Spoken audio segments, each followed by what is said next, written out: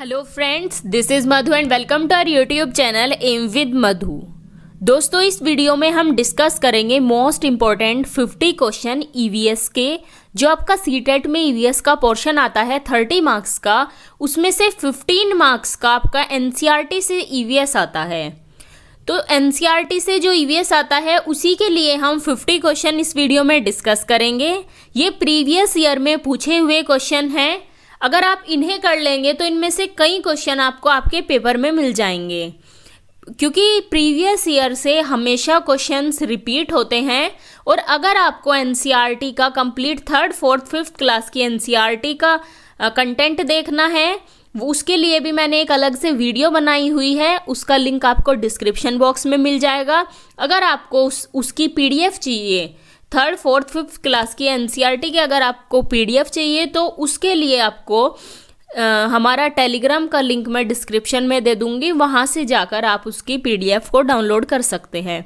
तो चलिए स्टार्ट करते हैं, देखते हैं मोस्ट इम्पॉर्टेंट 50 क्वेश्चंस जो कंटेंट के हैं ईवीएस के, एनसीईआरटी से जो पूछा जाता है। क्वेश्चन देखते हैं। मीरा दिव्या छोटी लड़की है। मीरा समोसे, कटलेट और डबल रोटी खाना पसंद करती है, जबकि दिव्या ऐसा भोजन पसंद करती है जिसमें लौह तत्व की कमी है। मीरा और दिव्या को निम्नलिखित बीमारियों में से क्रमशः कौन सी बीमारी होगी? आपके ऑप्शंस है मोटापा और स्कर्वी, स्कर्वी और एनीमिया, एनीमिया और रतौंधी, मोटापा और एनीमिया।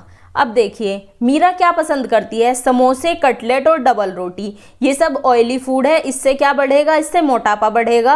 और दिव्या कैसा भोजन पसंद करती है? जिसमें लौह तत्व की कमी हो।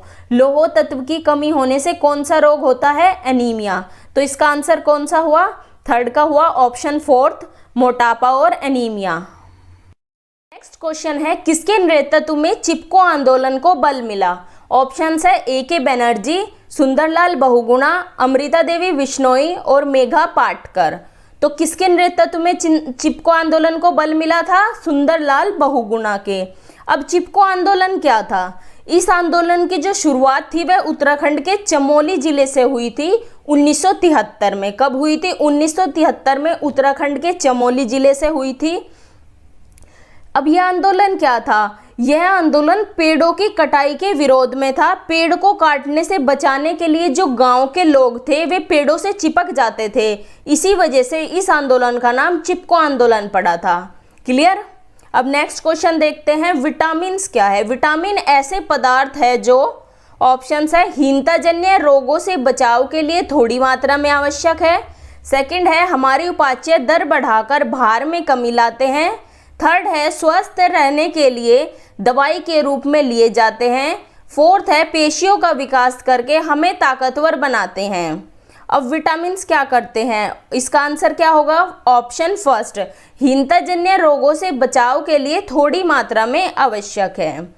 विटामिन्स का क्या कार्य होता है हमारी बॉडी में? ये हमारी हड्डियों को मजबूत बनाते हैं, हमारी बॉडी के जो सेल्स होते हैं उन्हें हेल्दी रखते हैं, हमारी आंखों की रोशनी को बनाए रखते हैं। तो विटामिन क्या करते हैं? हीनताजन्य रोगों से बचाव के लिए थोड़ी मात्रा में आवश्यक होते हैं। ठीक है। नेक्स्ट क्वेश्चन है, ग्रामीण क्षेत्रों में गाय के गोबर से झोपड़ी की दीवारों और फर्श को लीपा जाता है। उन्हें, आपके ऑप्शंस है फर्श को प्राकृतिक रंग देने के लिए, कीटों को दूर रखने के लिए, चिकना और साफ बनाने के लिए, खुरदरा बनाकर घर्षण बढ़ाने के लिए। तो इसका आंसर क्या होगा? कीटों को दूर रखने के लिए। क्यों लीपा जाता है फर्श को? ताकि वहां पर कीट ना आए, वे वहां से दूर रहे। ठीक है। 5th क्वेश्चन है, सांपों के संदर्भ में सही कथन चुनिए। आपके ऑप्शंस है हमारे देश में केवल 4 तरह के जहरीले सांप पाए जाते हैं। सेकंड है नाग, यानी कि जिसे कोबरा भी बोला जाता है, जहरीले सांपों का एक प्रकार है। 3rd है जहरीले सांप के 4 खोखले दांत होते हैं। जब सांप किसी व्यक्ति को काटता है तो जहर इन खोखले दांतों से उसके शरीर में चला जाता है। 4th है सांपों के कांटे की दवा सांप के जहर से ही बनाई जाती है। अब बताइए ऑप्शन कौन सा इसमें से राइट है? इसमें सही ऑप्शन है ऑप्शन 3rd, यानी कि A, B और D सही है। ए क्या है? हमारे देश में केवल 4 तरह के जहरीले सांप पाए जाते हैं। बिल्कुल 4 तरह के जहरीले सांप हमारे देश में पाए जाते हैं। और कौन कौन से हैं वे? नाग, करैत, दुबोया और अफई। कौन कौन से? नाग, करैत, दुबोया और अफई, ये 4 तरह के जहरीले सांप है जो हमारे देश में पाए जाते हैं। सेकंड है नाग यानी कि कोबरा, बिल्कुल ये भी एक जहरीला सांप है। थर्ड में दिया है कि जहरीले सांप के 4 खोखले दांत होते हैं। ये यही आंसर गलत हो गया क्योंकि 4 खोखले दांत नहीं, 2 खोखले दांत होते हैं। एनसीईआरटी में आपको मिल जाएगा, आप देखना, सपेरे की कहानी में मिलेगा आपको ये। उसमें दिया हुआ है कि जहरीले सांप के 2 खोखले दांत होते हैं, इसलिए ये ऑप्शन आपका गलत हो गया। फोर्थ है सांप के कांटे की दवा भी सांप के जहर से ही बनाई जाती है, बिल्कुल इस दवा को सीरम कहा जाता है। तो इसमें आपका ऑप्शन हुआ फर्स्ट, सेकंड और फोर्थ राइट है, सी गलत है। नेक्स्ट क्वेश्चन है टूटता तारा है। ऑप्शंस है उल्काब जो पृथ्वी के वायुमंडल में प्रवेश करते ही आग पकड़ लेता है। सेकंड है एक समान गति से चलने वाला तारा। थर्ड है एक चमकता पिंड जो वायुमंडल में एक समान गति से चलता है। फोर्थ है एक तारा जिसके एक सिरे पर पूंछ होती है। तो आंसर क्या हुआ इसका? आंसर हुआ फर्स्ट, उल्काब जो पृथ्वी के वायुमंडल में प्रवेश करते ही आग पकड़ लेता है। तो क्या है टूटता तारा? वैसे कोई तारा टूटता नहीं, लेकिन हमें जो कभी कभी तारे टूटते हुए दिखाई देते हैं वे तारे नहीं होते, वे उल्कापिंड होते हैं। क्या होते हैं? उल्कापिंड। लाखों उल्कापिंड हमारे सौरमंडल में भ्रमण करते रहते हैं और वे पृथ्वी के वायुमंडल में प्रवेश करते ही जलकर बिखर जाते हैं, इसी को हम टूटता तारा कहते हैं। ठीक है, क्लियर हुआ? तो क्या होता है टूटता तारा? उल्काब जो पृथ्वी के वायुमंडल में प्रवेश करते ही आग पकड़ लेते हैं। नेक्स्ट क्वेश्चन है पके हुए चावल रेफ्रिजरेटर में अपेक्षाकृत लंबे समय तक परिरक्षित किए जा सकते हैं क्योंकि? ऑप्शंस है कम तापमान पर भोजन का नमी तत्व घट जाता है। सेकंड है रेफ्रिजरेटर में कुछ ऐसे रसायन होते हैं जो रोगाणु को नष्ट कर देते हैं। थर्ड है कम तापमान पर रोगाणु निष्क्रिय हो जाते हैं। फोर्थ है रोगाणु कम तापमान पर नष्ट हो जाते हैं। अब इसका आंसर क्या होगा? इसका आंसर होगा थर्ड, यानी कि कम तापमान पर रोगाणु निष्क्रिय हो जाते हैं। लो टेम्परेचर पर जो जर्म्स होते हैं वो इनएक्टिव हो जाते हैं, इसी वजह से जो पके हुए चावल या कोई भी फूड लंबे समय तक हम परिरक्षित कर सकते हैं रेफ्रिजरेटर में। ठीक है, नेक्स्ट क्वेश्चन है रक्त की जांच द्वारा किसकी उपस्थिति से मलेरिया की पहचान होती है? आपके ऑप्शंस है लाल रक्त कोशिकाओं में मच्छर के अंडे। सेकंड है लाल रक्त कोशिकाओं में मलेरिया परजीवी यानी कि प्लाज्मोडियम। थर्ड है रक्त में क्षतिग्रस्त यकृत कोशिकाएं। फोर्थ है रक्त में मच्छर के लार्वे। अब क्या होगा इसका आंसर? इसका आंसर है सेकंड, यानी कि लाल रक्त कोशिकाओं में मलेरिया परजीवी प्लाज्मोडियम। अब जो मलेरिया होता है वह किस मच्छर के काटने से होता है? ये भी आपसे क्वेश्चन पूछा जा सकता है कि मलेरिया किस मच्छर के काटने से होता है। तो बताइए किस मच्छर के काटने से होता है? एनाफ्लीज मादा मच्छर के। एनाफ्लीज मादा मच्छर के काटने से मलेरिया होता है। और ये किस वैज्ञानिक ने पता लगाया था कि जो मलेरिया है वह मच्छर से फैलता है? कौन थे वे? वे थे रोनाल्ड रॉस। रोनाल्ड रॉस ने पता लगाया था जो मलेरिया है वह मच्छर से फैलता है और इसी वजह से इन्हें 1902 में नोबेल पुरस्कार मिला था। ठीक है, तो रक्त की जांच के द्वारा किसकी उपस्थिति के कारण मलेरिया की पहचान होती है? लाल रक्त कोशिकाओं में मलेरिया परजीवी यानी कि प्लाज्मोडियम। ठीक है, 9th क्वेश्चन देखते हैं। भैंस की पीठ पर अक्सर बगुला पक्षी बैठा दिखाई देता है, ऐसा इसलिए होता है क्योंकि बगुला। ऑप्शंस है फर्स्ट भैंस की पीठ पर परजीवी कीट खाता है। सेकंड है घास में पाए जाने वाले कीट खाता है। थर्ड है भैंस की पीठ पर बैठकर गाना पसंद करता है। फोर्थ है उड़ने के बाद थोड़ा आराम करता है। तो इसका सही आंसर क्या होगा? इसका आंसर है भैंस की पीठ पर परजीवी बैठकर परजीवी कीट खाता है। यहाँ आपको एक ऑप्शन और मिल सकता था कि बगुले और भैंस में सहजीवी का संबंध है, वो भी आंसर करेक्ट होता आपका। तो बगुला क्या करता है? भैंस की पीठ पर बैठकर परजीवी कीट खाता है। ठीक है, नेक्स्ट क्वेश्चन है निम्नलिखित में से भोजन बनाने का कौन सा तरीका अच्छा है? ऑप्शंस है सब्जियों को अच्छी तरह से धोना और फिर काटना। सेकंड है सब्जियों को काटना और तब उन्हें चलते पानी में धोना। थर्ड है सब्जियों को काटने और पकाने से पहले उन्हें कुछ समय के लिए धूप में रखना। फोर्थ है बैक्टीरिया नष्ट करने के लिए सब्जियों को गहरे तलते हुए पकाना। तो इसका आंसर क्या होगा? इसका आंसर होगा ऑप्शन फर्स्ट, यानी कि सब्जियों को अच्छी तरह से धोना और फिर काटना। आप सब्जियों को काटने से पहले ही धोते हैं, इससे उसकी गंदगी निकल जाती है। अगर आप सब्जियों को काटने के बाद धोएंगे, इससे उनके कुछ पोषक तत्व नष्ट हो जाते हैं। इसलिए बेस्ट यही है कि सब्जियों को अच्छी तरह से धोने के बाद ही काटें। नेक्स्ट क्वेश्चन है, भोरोतलकों को प्राय ज़्यादा मांसपेशियां और बॉडी मास बनाने की आवश्यकता होती है। इस उद्देश्य के लिए उनका ऐसा आहार लेना आवश्यकता है जो डैश से भरपूर हो। आपके ऑप्शंस है प्रोटीन, कार्बोहाइड्रेट्स, वसा या फिर विटामिन्स। जो भोरोतलक होते हैं उन्हें बॉडी बनाने के लिए किस चीज़ की आवश्यकता होती है? प्रोटीन की। वे प्रोटीन लेते हैं अपनी बॉडी बनाने के लिए। कार्बोहाइड्रेट्स क्या कार्य करते हैं हमारी बॉडी में? ये हमारे शरीर को ऊर्जा प्रदान करते हैं, और वसा भी हमारे शरीर को ऊर्जा ही प्रदान करती है। जो विटामिन्स होते हैं ये हमारी रोगों से रक्षा करते हैं। क्या करते हैं विटामिन्स? हमारी रोगों से रक्षा करते हैं। यहाँ आपके 15 क्वेश्चन कंप्लीट हुए। इससे नेक्स्ट वीडियो में हम बाकी जो 15 क्वेश्चन बचे हैं ईवीएस के उनको डिस्कस करेंगे। तो चलिए मिलते हैं आपसे नेक्स्ट वीडियो में। नेक्स्ट क्वेश्चन देखते हैं, डैश के लिए मछली घर यानी कि एक्वेरियम में हवा पंप रखा जाता है।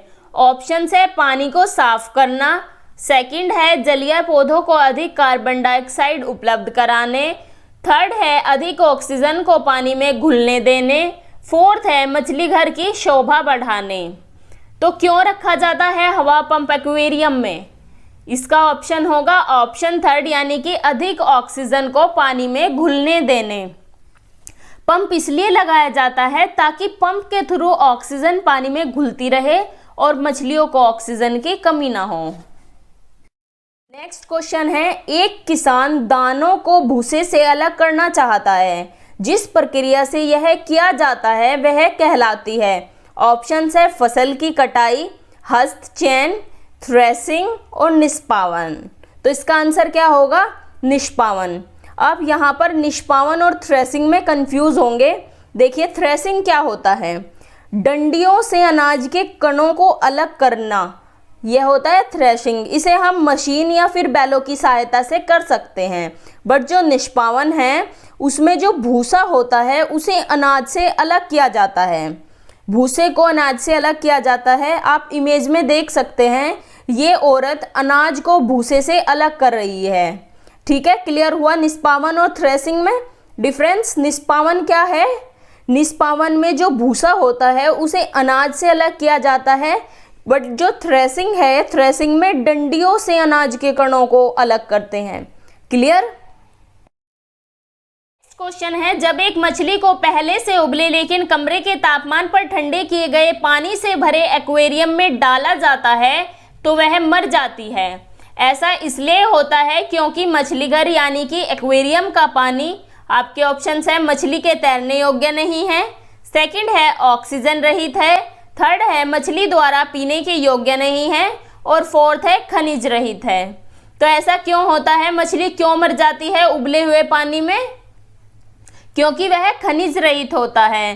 क्योंकि जब हम पानी को उबालते हैं उसके अंदर के जो खनिज पदार्थ होते हैं वह समाप्त हो जाते हैं, इसी कारण मछली उस पानी में मर जाती है। नेक्स्ट क्वेश्चन है, आरती एक पोस्टर पर एक बीमारी की रोकथाम से संबंधित निम्नलिखित सावधानियां पढ़ती है।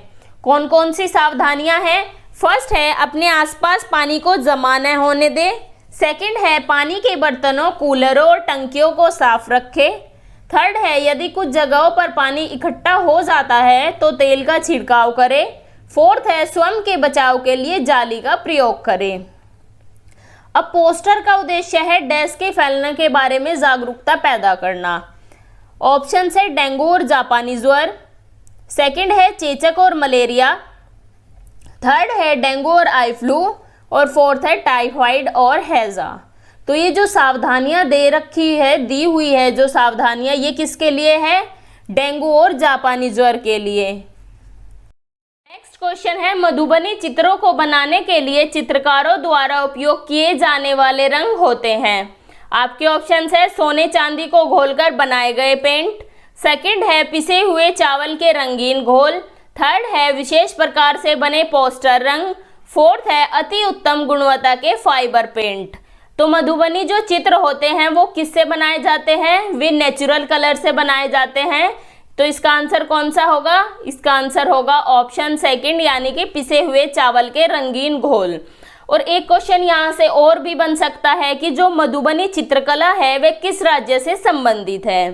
तो किस राज्य से संबंधित है मधुबनी चित्रकला? बिहार से। ये भी आप पॉइंट याद रखेंगे, ये भी कई बार सीटेट में पूछा गया क्वेश्चन है, तो इसे भी आप याद रखना। नेक्स्ट क्वेश्चन है, डिसलेक्सिया मुख्यतः डैश की समस्या के साथ संबंधित है। आपके ऑप्शंस है बोलने और सुनने, सेकंड है पढ़ने, थर्ड है सुनने, फोर्थ है बोलने। तो डिसलेक्सिया किससे संबंधित है? डिसलेक्सिया संबंधित है पढ़ने से। यहाँ मैं आपको डिसलेक्सिया के बारे में थोड़ा सा बता देती हूँ। इसकी एक अलग से वीडियो आपको मिल जाएगी, एक अलग से वीडियो बनाऊंगी इसकी, जिसमें सारे डिसऑर्डर्स, डिसलेक्सिया, अफेजिया, डिस्फेजिया, ये सारे आपको उस वीडियो में मैं समझा दूंगी। यहाँ आपको थोड़ा सा बता देती हूँ इसके बारे में। जो डिसलेक्सिया है वह बेसिकली पढ़ने से संबंधित है, और इसमें डिसलेक्सिया में बच्चा जो वर्ड्स होते हैं उनको समझ नहीं पाता है। जैसे कि जो डिसलेक्सिया से ग्रस्त बच्चा होता है वह जो सॉ होता है, SAW सॉ को वाज पढ़ता है, सा को वाज पढ़ता है, वह चीज़ों को समझ नहीं पाता, वह वर्ड्स का पैटर्न नहीं समझ पाता। इस वजह से डिसलेक्सिया संबंधित है पढ़ने से। नेक्स्ट क्वेश्चन है, अल बरूनी जिस देश से आया था उसका नाम है। आपके ऑप्शंस है उज्बेकिस्तान, ओमान, अफगानिस्तान या फिर बांग्लादेश। तो अल बरूनी किस देश से आया था? अल बरूनी आया था उज्बेकिस्तान से। ये भी आप याद रखेंगे, अल बरूनी उज्बेकिस्तान से आया था। नेक्स्ट क्वेश्चन है, एक पश्मीना शॉल लगभग डैश साधारण स्वेटरों के बराबर गर्म होती है तथा एक साधारण पश्मीना शॉल को बुनने में डैश घंटों का समय लगता है। तो आपको बताना है इसमें कि एक जो पश्मीना शॉल होती है वह कितने स्वेटर के बराबर गर्म होती है और इसे बनाने में कितने घंटों का समय लगता है। तो इसका राइट ऑप्शन होगा ऑप्शन फोर्थ, यानी कि एक पश्मीना शॉल लगभग 6 साधारण स्वेटरों के बराबर गर्म होती है और 250 घंटों का समय लगता है इस पश्मीना शॉल को बनाने में। साधारण पश्मीना शॉल को बनाने में 250 घंटे का समय लगता है। नेक्स्ट क्वेश्चन है, नेपेथीन्स एक ऐसा पौधा है जो मेंढकों, कीड़े मकोड़ों और चूहों जैसे छोटे जीवों को अपने अंदर फांसकर खा जाता है। हमारे देश में यह पौधा पाया जाता है। आपके ऑप्शंस है असम में, ओडिशा, अरुणाचल प्रदेश या फिर मेघालय में। जो नेपेथीन्स है यह एक शिकारी पौधा होता है। यह छोटे कीड़े मकोड़ों को अपने अंदर फांसकर खा जाता है। हमारे देश में यह कहाँ पाया जाता है? मेघालय में। हमारे देश में मेघालय में पाया जाता है। बाकी ये ऑस्ट्रेलिया और इंडोनेशिया में भी पाया जाता है, लेकिन भारत में मेघालय में पाया जाता है। नेक्स्ट क्वेश्चन है, बिहार के गांवों में बहुत से किसान अतिरिक्त धन कमाने के लिए मधुमक्खी पालकर शहद एकत्रित करने का कार्य करते हैं। मधुमक्खी पालन करने का सबसे अच्छा समय है। आपको बताना है कि कौन सा समय मधुमक्खी पालन करने का सबसे अच्छा है। आपके ऑप्शन है जुलाई से सितंबर, अक्टूबर से दिसंबर, जनवरी से मार्च या फिर अप्रैल से जून। तो कौन सा सबसे अच्छा समय माना जाता है मधुमक्खी पालने का? वो है अक्टूबर से दिसंबर का समय। ठीक है। नेक्स्ट क्वेश्चन है, एक ही तरह की फसल बार बार उगाने और बहुत से रसायनों के उपयोग करने से मृदा, आपके ऑप्शन है किसी विशेष फसल के लिए उपयोगी बन जाती है, सेकंड है सिंचाई के लिए उपयुक्त बन जाती है, थर्ड है उर्वर यानी कि उपजाऊ बन जाती है, फोर्थ है बंजर बन जाती है। जब हम एक ही खेत में बार बार फसल को, एक ही तरह की फसल उगाते हैं, इससे क्या होगा? इससे मृदा का उपजाऊपन कम हो जाएगा और वह बंजर बन जाएगी। तो 28 का हुआ ऑप्शन फोर्थ, यानी कि बंजर बन जाती है। नेक्स्ट क्वेश्चन है, पर्यावरण अध्ययन के शिक्षक के रूप में चिड़ियाघर के भ्रमण का आयोजन करने का मुख्य उद्देश्य होना चाहिए। आपके ऑप्शन है शिक्षा की गुणवत्ता के बारे में अभिभावकों को संतुष्ट करना, सेकंड है शिक्षार्थियों को आनंद और मजा उपलब्ध कराना। थर्ड है नित्य शिक्षण कार्यक्रम की एकरसता को बदलना। फोर्थ है शिक्षार्थियों को सक्रिय अधिगम अनुभव उपलब्ध कराना। तो क्या होगा इसका आंसर? इसका आंसर होगा ऑप्शन फोर्थ, यानी कि शिक्षार्थियों को सक्रिय अधिगम अनुभव उपलब्ध कराना। भ्रमण का मुख्य जो उद्देश्य होता है वह प्रत्यक्ष अनुभव उपलब्ध कराना ही होता है, यानी कि इसमें बच्चे एक्टिव होते हैं, इसलिए वे एक्टिव होकर चीज़ों को सीखते हैं। तो इसका आंसर होगा शिक्षार्थियों को सक्रिय अधिगम अनुभव उपलब्ध कराना। नेक्स्ट क्वेश्चन है कि माउंट एवरेस्ट एक भाग है, आपके ऑप्शन है म्यांमार का, भारत का, तिब्बत का या फिर नेपाल का। तो माउंट एवरेस्ट किसका भाग है? नेपाल का। माउंट एवरेस्ट नेपाल में है, ये भी आप पॉइंट याद रखेंगे। 25वां क्वेश्चन है कि पसंद नापसंद के बारे में चर्चा करते समय किसी छात्र ने कहा, मुझे और मेरी माँ दोनों को सांप खाना बहुत पसंद है। जब भी हमारी सांप खाने की इच्छा होती है हम पास के किसी होटल में जाकर लिंगहू फैन खाते हैं। तो यह छात्र कहाँ का हो सकता है? आपके ऑप्शन है असम, हांगकांग, उड़ीसा या फिर अरुणाचल प्रदेश। लिंगहू फैन क्या है? लिंगहू फैन एक डिश है जो सांप से बनाई जाती है। तो कहाँ की डिश है लिंगहू फैन? लिंगहू फैन है हांगकांग की डिश। आपको याद रखना है कि हांगकांग में सांप खाए जाते हैं और सांप से बनी हांगकांग की एक प्रसिद्ध डिश है लिंगहू फैन। ठीक है। 26वां क्वेश्चन है कि ब्रेल लिपि के बारे में नीचे दिए गए कथनों का अध्ययन कीजिए। यहाँ पर कुछ ब्रेल लिपि से रिलेटेड पॉइंट दिए हुए हैं, आपको बताना है कि इनमें से कौन से पॉइंट सही है। फर्स्ट है कि ब्रेल को मोटे कागज पर बिंदु बनाकर लिखा जाता है। सेकंड है यह लिपि 8 बिंदुओं पर आधारित होती है। थर्ड है बिंदुओं की पंक्ति किसी नुकीले औजार से बनाई जाती है। और फोर्थ है इसे उभरे बिंदुओं पर हाथ फेरकर पढ़ा जाता है। तो इनमें से आपको सही पॉइंट बताने हैं। फर्स्ट पॉइंट में दिया हुआ है ब्रेल को मोटे कागज पर बिंदु बनाकर लिखा जाता है, ये तो आपका सही है। सेकंड पॉइंट है कि यह लिपि 8 बिंदुओं पर आधारित होती है, तो ये पॉइंट आपका गलत है, क्योंकि ब्रेल लिपि कितनी बिंदुओं पर आधारित होती है? 6 बिंदुओं पर आधारित होती है ब्रेल लिपि। थर्ड में है बिंदुओं की पंक्तियां किसी नुकीले औजार से बनाई जाती है, ये भी सही है। और फोर्थ है इसे उभरे बिंदु पर हाथ फेरकर पढ़ा जाता है, ये भी सही है। तो इसका आंसर क्या होगा? इसका आंसर होगा ऑप्शन डी, यानी कि फर्स्ट, थर्ड और फोर्थ। सेकंड गलत है, क्योंकि सेकंड में दिया हुआ है यह लिपि 8 बिंदुओं पर आधारित है, लेकिन जो ब्रेल लिपि होती है वह 6 बिंदुओं पर आधारित होती है। नेक्स्ट क्वेश्चन है कि पंखुड़ियों के अंदर फूल के बीच में कुछ पतली पाउडर जैसी रचनाएं दिखाई देती है, जिन्हें कहते हैं। आपके ऑप्शंस है वर्तिकाग्र, परागकोश, पराग या फिर मूलांकुर। अब आप देखिए इस फूल को देखिए, इसके बीच में आपको जो ये फूल पे येलो पार्ट दिखाई दे रहा है, ये इसको क्या बोलते हैं? इसके विषय में पूछा गया है कि इसे क्या कहते हैं। तो इसे क्या कहते हैं हम? इसे कहते हैं पराग। फूल के बीच में जो येलो पार्ट दिखाई दिया हुआ है इसे पराग कहा जाता है। ठीक है। नेक्स्ट क्वेश्चन है कि पक्षी अपनी गर्दन बहुत अधिक हिलाते हैं, इसका कारण है। आपके ऑप्शन है उड़ सकते हैं, सेकंड है पक्षियों की आंखों की पुतली घूम नहीं सकती, थर्ड है पक्षियों की आंख छोटी होती है, फोर्थ है उनके कान पंखों से ढके होते हैं। तो क्यों हिलाते हैं पक्षी अपनी गर्दन? इसका आंसर होगा ऑप्शन सेकंड, यानी कि पक्षियों की जो आंखों की पुतली होती है वह घूम नहीं सकती, इसलिए पक्षी अपनी गर्दन, पूरी गर्दन को ही घुमाकर इधर उधर चीजों को देखते हैं। ठीक है। नेक्स्ट क्वेश्चन है निदान के पश्चात कोई डॉक्टर रोगी से यह कहता है कि उसके खून में हीमोग्लोबिन की कमी है, तो उस रोगी को आयरन की कमी को पूरा करने के लिए क्या क्या खाना चाहिए? आपके ऑप्शंस हैं आंवला, हरी पत्तेदार सब्जियां, गुड़, सेकंड है चावल, चीनी, आंवला, थर्ड है हरी पत्तेदार सब्जियां, गेहूं, संतरा, और फोर्थ है गुड़, नींबू, मटर। अगर किसी के ब्लड में आयरन की कमी हो जाती है, यानी कि हीमोग्लोबिन की कमी हो जाती है, तो उसे क्या क्या खाना चाहिए? उसे खाना चाहिए आंवला, हरी पत्तेदार सब्जियां और गुड़। नेक्स्ट क्वेश्चन है, नीचे दिए गए कर्तव्यों उत्तरदायित्वों का अध्ययन कीजिए। ए है कि अन्य लोगों का सामान उठाने में मदद करना, बी है पूरे ग्रुप के आगे चलना ताकि ग्रुप पीछे पीछे चले, सी है जो चल ना पाए उसे रुकने के लिए कहना, डी है साथी के बीमार होने पर उसका ध्यान रखना और सबके लिए खाने पीने का इंतजाम करना, ई है रुकने और आराम करने के लिए अच्छी जगह ढूंढना।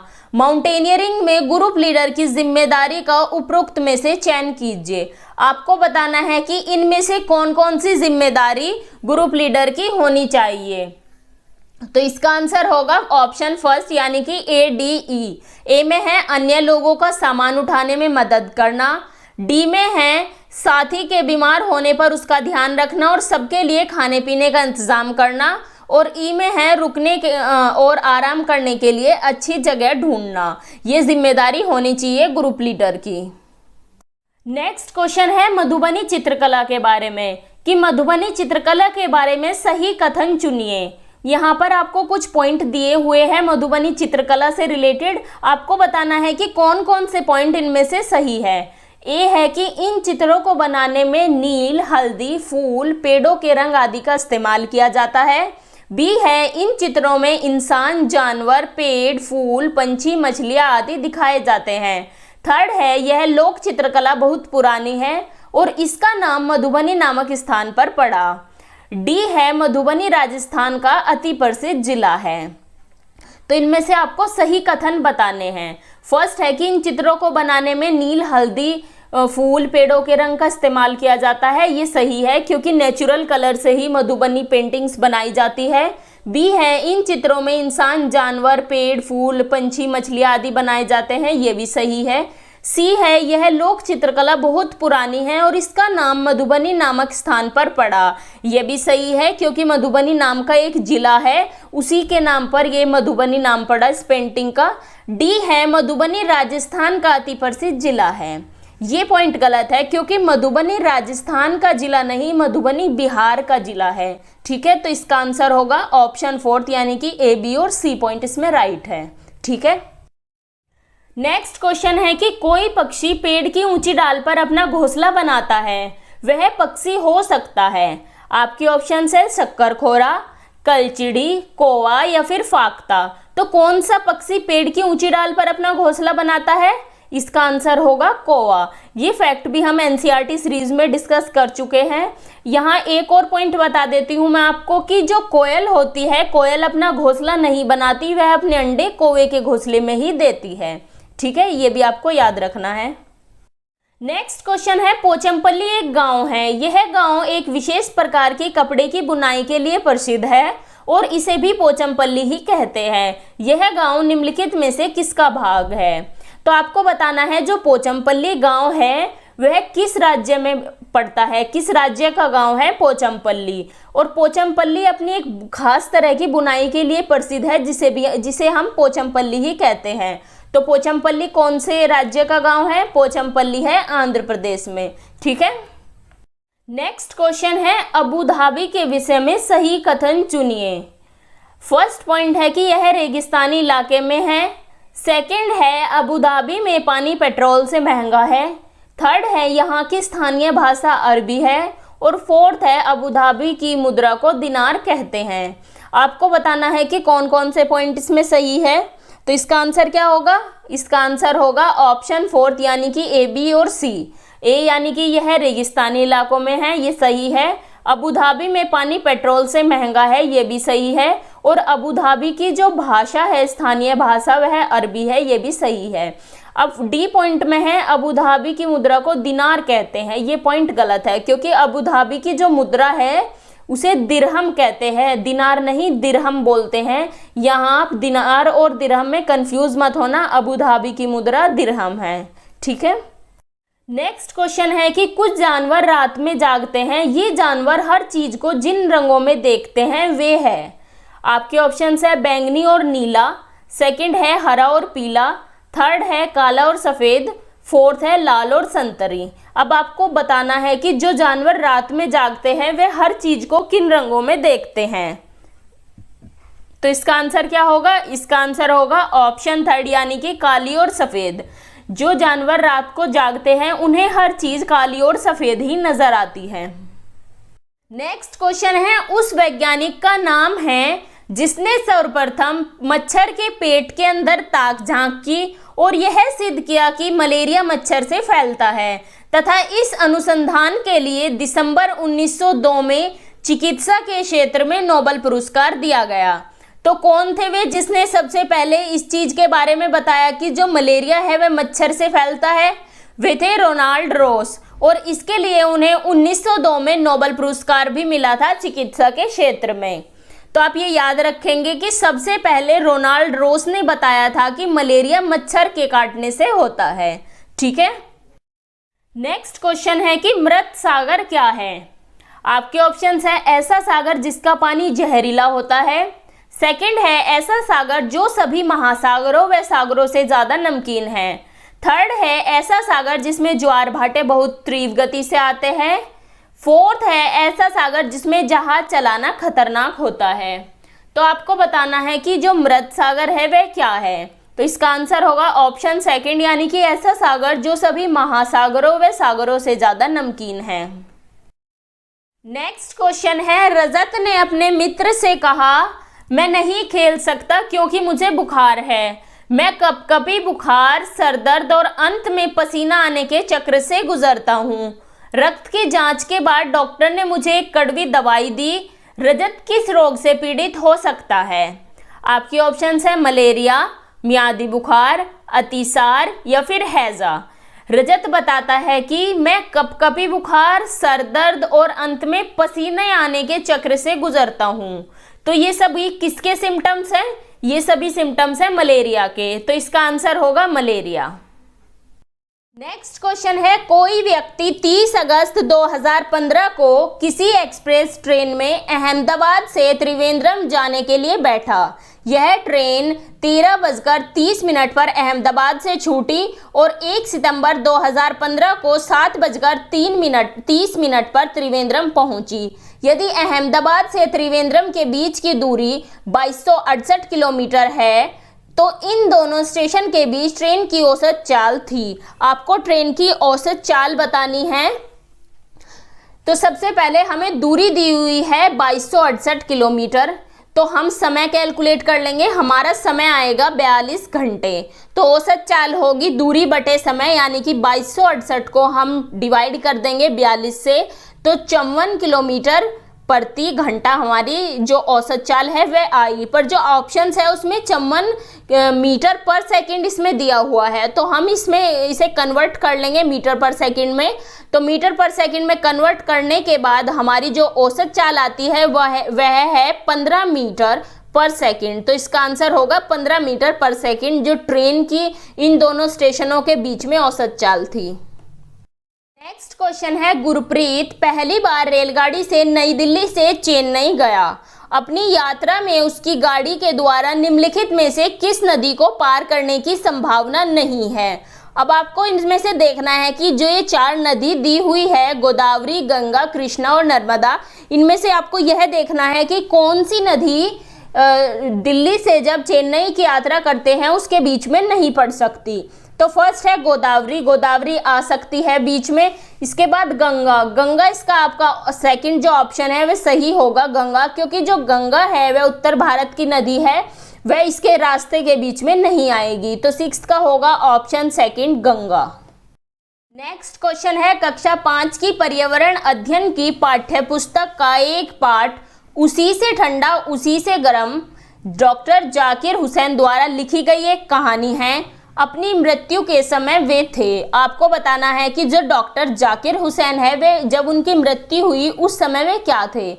आपके ऑप्शंस है भारत के मुख्य न्यायाधीश, भारत के उपराष्ट्रपति, भारत के राष्ट्रपति या फिर भारत के प्रधानमंत्री। तो इसका आंसर होगा ऑप्शन थर्ड, यानी कि भारत के राष्ट्रपति। जब डॉक्टर जाकिर हुसैन की मृत्यु हुई उस टाइम वे भारत के राष्ट्रपति थे। ये भारत के तीसरे राष्ट्रपति थे और प्रथम मुस्लिम राष्ट्रपति थे। नंबर में तीसरे थे, लेकिन जब मुस्लिम राष्ट्रपति में प्रथम थे।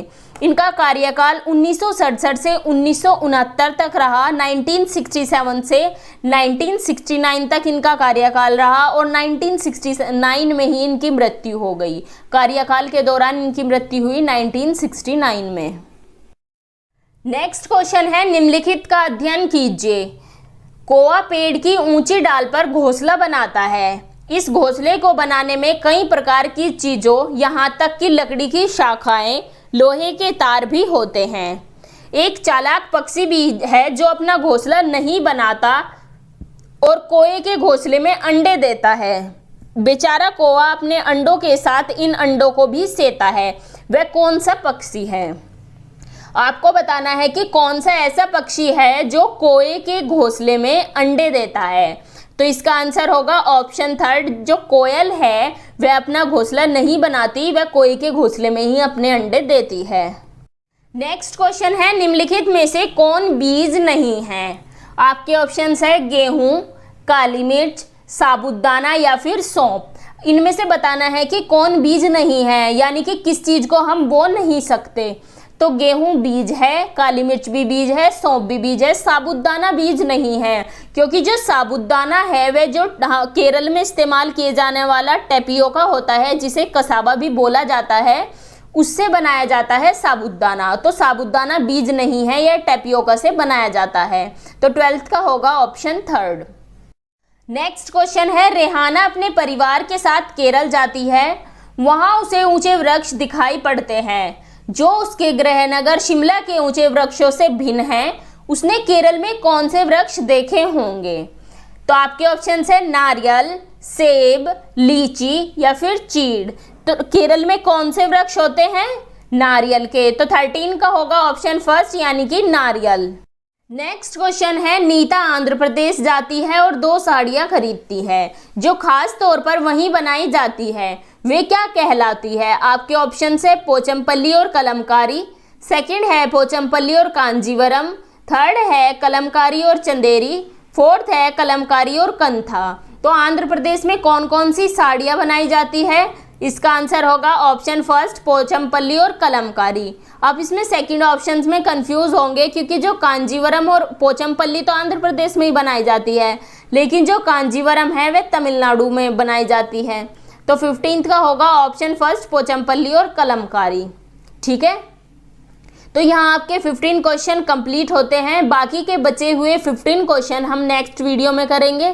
तो चलिए मिलते हैं आपसे नेक्स्ट वीडियो में। नेक्स्ट क्वेश्चन है, घटपर्णी पौधा जिसे हम निपेथियंस भी बोलते हैं, उसके बारे में आपको बताना है। फर्स्ट ऑप्शन है का मुंह छोटी छोटी कटोरियों से ढका होता है, सेकंड है भारत में नहीं पाया जाता, थर्ड है मेंढकों, कीड़े मकोड़ों और चूहों को चालाकी से फंसाकर खा जाता है, और फोर्थ है कीड़े मकोड़ों को आकर्षित करने के लिए उच्च तारवित की धमनियां निकालता है। तो जो निपेथियंस पौधा होता है उसकी क्या विशेषता है कि वो जो पौधा है वो मेंढकों, कीड़े मकोड़ों और चूहों को चालाकी से फंसाकर खा जाता है। फर्स्ट ऑप्शन इसका गलत इसलिए है क्योंकि इसमें दिया हुआ है कि उसका मुंह छोटी छोटी कटोरियों से ढका होता है। ऐसा नहीं है, उसका आकार जो होता है वह घड़े जैसा होता है। सेकंड है यह भारत में नहीं पाया जाता, ये भी गलत है क्योंकि भारत के मेघालय में ये पाया जाता है। तो 20 का होगा ऑप्शन थर्ड। नेक्स्ट क्वेश्चन है, नीचे दिए गए खाद्य पदार्थों के किस समुच्चय में लौह तत्व प्रचुर मात्रा में होता है? आपके ऑप्शंस हैं आंवला, पालक, गुड़, सेकंड है आंवला, पालक, आलू, थर्ड है आंवला, आलू, टमाटर, फोर्थ है बंद गोभी, भिंडी और गुड़। आपको बताना है कौन सा ऐसा ग्रुप है जिसमें लौह तत्व प्रचुर मात्रा में पाया जाता है। तो इसका आंसर होगा ऑप्शन फर्स्ट, यानी कि आंवला, पालक और गुड़, ये तीनों ऐसे ग्रुप है जिसमें लौह तत्व प्रचुर मात्रा में पाया जाता है। तो 21 का होगा ऑप्शन फर्स्ट। नेक्स्ट क्वेश्चन है, निम्नलिखित में से कौन सा पक्षी कैक्टस पौधे के कांटों के बीच अपना घोंसला बनाता है? आपके ऑप्शन है शक्करखोरा, सेकंड है बयां, थर्ड है कलचिड़ी, फोर्थ है फाख्ता। तो आपको बताना है कि कौन सा ऐसा पक्षी है जो कैक्टस के पौधों के कांटों के बीच में अपना घोंसला बनाता है। तो इसका आंसर होगा ऑप्शन फोर्थ, फाख्ता। नेक्स्ट क्वेश्चन है, नीचे दिए गए जीवों के समूह में से किनकी दृष्टि श्रेष्ठ होती है तथा वे मनुष्यों की तुलना में 4 गुनी अधिक दूरी की वस्तुओं को देख सकते हैं। आपके ऑप्शंस है बाघ, तेंदुआ, सांड, सेकंड है सांप, रेशम कीट, छिपकली, थर्ड है चील, गरुड़, गिद्ध, फोर्थ है मधुमक्खी, मच्छर या फिर तितली। आपको बताना है कि कौन से ऐसे जीवों का समूह है जिनकी दृष्टि श्रेष्ठ होती है और वे मनुष्य की तुलना में 4 गुनी अधिक दूरी से वस्तुओं को देख सकते हैं। तो इसका आंसर होगा ऑप्शन थर्ड, यानी कि चील, गरुड़ और गिद्ध। इनकी दृष्टि इतनी तीव्र होती है कि ये मनुष्य से 4 गुनी अधिक दूरी की वस्तुओं को देख सकते हैं। नेक्स्ट क्वेश्चन है, निम्नलिखित राज्यों के समूह में से एक समूह के समुद्री तट अरब सागर पर है। इस क्वेश्चन में आपको बताना है कि कौन से ऐसे राज्यों का समूह है जिसके जो तट है वो अरब सागर की साइड में है। तो अब मैप में देखिए, फर्स्ट ऑप्शन है आंध्र प्रदेश, तेलंगाना और उड़ीसा। तो आंध्र प्रदेश और उड़ीसा किस साइड है? ये तो बे ऑफ बंगाल यानी कि बंगाल की खाड़ी की तरफ है। तो फर्स्ट ऑप्शन आपका गलत हुआ। सेकंड है केरल, कर्नाटक, पश्चिमी बंगाल। अब जो केरल है, केरल तो आपका अरब सागर की साइड ही है, कर्नाटक भी, लेकिन जो पश्चिमी बंगाल है वो आपका बंगाल की खाड़ी की साइड है। ये भी आपका गलत हुआ। थर्ड है तमिलनाडु, आंध्र प्रदेश और कर्नाटक। आंध्र प्रदेश भी आपका बंगाल की खाड़ी की साइड है, ये भी आपका गलत हुआ। इसका राइट ऑप्शन होगा ऑप्शन फोर्थ, यानी कि कर्नाटक, केरल और गुजरात। तो 25 का राइट ऑप्शन होगा option fourth. Thanks for watching. अगर आपको वीडियो अच्छी लगी हो इसे लाइक करें, अपने व्हाट्सएप स्टडी ग्रुप में शेयर करें और चैनल को सब्सक्राइब करें और साथ ही बेल आइकन को भी प्रेस कर दें जिससे आपको लेटेस्ट वीडियो के नोटिफिकेशंस मिलते रहें।